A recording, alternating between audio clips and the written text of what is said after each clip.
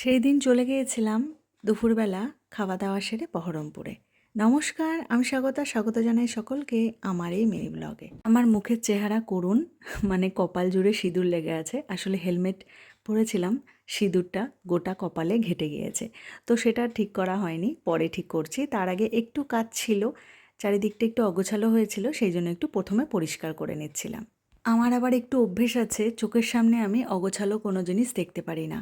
যতটা পারি পরিষ্কার করেই রাখার চেষ্টা করি। কোনো রকম অসুবিধা থাকলে বা অসুস্থ থাকলেও মনে হয় যেন যদি গুছিয়ে রাখা যায় তাহলে ভালোই হয়। কোনো রকম ঠিক ছিল না বহরমপুরে আসার, হঠাৎই ঠিক হলো 12টার সময়। তাই রেডি হয়ে চলে এলাম। একটু কেনাকাটি ছিল বলে এসেছি, বেশ কয়েকদিন আসা হয়নি। এরপর আবার আসতে পারবো না, কারণ ছেলের পরীক্ষা শুরু হয়ে যাবে, সেই জন্য চলে এলাম। ছেলে স্কুল থেকে আসার পর তবেই এসেছি, 3:30টার সময় ভাত খেয়েই এসেছি। তো একটু খিদেও পেয়ে গিয়েছিল। আসলে সেদিন ছিল আবার নিরামিষ। তো নিরামিষ খেলে দেখেছি বিকালবেলার দিকে তাড়াতাড়ি খিদেও পেয়ে যায়। আর তার মধ্যে একটু রেস্টও হয়নি, সেজন্য মনে হচ্ছিল যেন আরও খিদে পেয়ে গেছে। তাই একটু বেরোবো, আর সাথে কিছু কেনাকাটিও করে নেব। আমার হাতে যে পার্লের কানেরটা দেখছেন, এটা না আন্দামান থেকে কিনেছি। কানেরটা পিঙ্কিশ একটু ভাব আছে, মানে পুরোটা সাদা নয়, সেই জন্য নিলাম। আমার একটা সাদা পার্লের কানের আছে, তো ভাবলাম এটা নিই, এটা একটু অন্য রকমের লাগছে। তো এবারে রেডি হয়ে গিয়েছি, সোজা চলে এসেছিলাম মিষ্টির দোকানে। অরিজিৎ প্রথমে বেরিয়ে গিয়েছিল আমাকে রেখে, তারপর আমাকে নিয়ে চলে এলো এই দোকানটাতে। এই দোকানটা আমাদের পছন্দের মিষ্টির দোকান। এসেই প্রথমে ধোকলা নিলাম। আমি খেয়ে নিয়েছিলাম আলুর চপ ধোকলার সাথে, আর অরিজিৎ নিয়েছিল ভেজিটেবল চপ। আর ওর সাথে জিলাপিও খেয়েছিল। আমি আর জিলাপিটা খাইনি, অত্যাধিক মিষ্টি বলে সেই সময় আর ভালো লাগছিল না খেতে। মাঝে মধ্যে দেখেছি বেশি মিষ্টি খেলে না অম্বল হয়ে যায়। এই দোকানে মির্চি বড়াও পাওয়া যায়, সেটারও খোঁজ করলাম, কিন্তু সেটা ছিল না, কারণ মির্চি এখন আর পাওয়া যাচ্ছে না।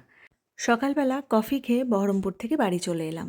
তার আগে রাস্তায় অরিজিৎ কিছু মাছ কিনে নিল অ্যাকোরিয়ামের জন্য। রামনগর ঘাট যাওয়ার জন্য যেই রাস্তাটা নেওয়া হয় উত্তরপাড়া মোড় থেকে বেরিয়ে, সেইখানেই আছে এই দোকানটা। তো এখান থেকে কিনে নেওয়া হলো। তো বাড়ি এসে কিছু কাজ ছিল, এগুলো একটু করে নিলাম। প্রত্যেক দিনই এখন বৃষ্টি হচ্ছে, যার জন্য কোনো জিনিস রোদে দেবো মনে করলে দিতে পারছি না। মানে যদি রোদ ওঠে হয়তো নামিয়ে দিলাম, আর বৃষ্টিটা চলে এলো, ঘরে বসে আছি, তাহলে তো সব ভিজে যাবে। সেই জন্য আর দেওয়াই হচ্ছে না। তো সেদিন দেখলাম একদম পরিষ্কার আকাশ ছিল, কোনো রকম বৃষ্টি হয়নি, তাই চিড়েগুলোকে রোদে দিলাম। চিড়ে দেখেছি একটু বেশি দিন হয়ে গেলে কেমন একটা গন্ধ হয়ে যায়। তো ভাবলাম যদি রোদে দিয়ে গন্ধটা যায়, এছাড়া কোনো উপায় থাকলে জানাবেন। যেদিন বহরমপুর গিয়েছিলাম মাশরুম কিনে নিয়ে এসেছি, তো 2 প্যাকেট নিয়ে এসেছিলাম। তো মাশরুম আমি খেয়েছি, বেশ কয়েকবারই খেয়েছি, কিন্তু রান্না কোনো দিন করিনি। তো আজ প্রথম এবার রান্না করব বাড়িতে। তো কিভাবে রান্না করব সেটা তো দেখাচ্ছি, খুব কমন একটা রেসিপি। তো যারা নতুন আমার মতো এরকম মাশরুম প্রথম রান্না করবেন, তারা একটু দেখে নিন কিভাবে আমি করছি।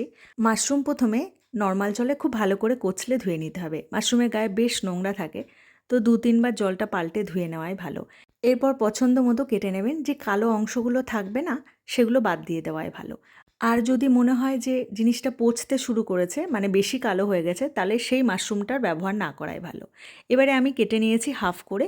এখানে 2 চামচ মতো সাদা ময়দা আর 1 চামচ কর্নফ্লাওয়ার, নুন, একটা ডিম, খানিকটা আদা বাটা দিয়ে ভালো করে মিক্সড করে নিয়েছি। এবারে রিফাইন তেল গরম করে হাই ফ্লেমে ভেজে নিয়েছি।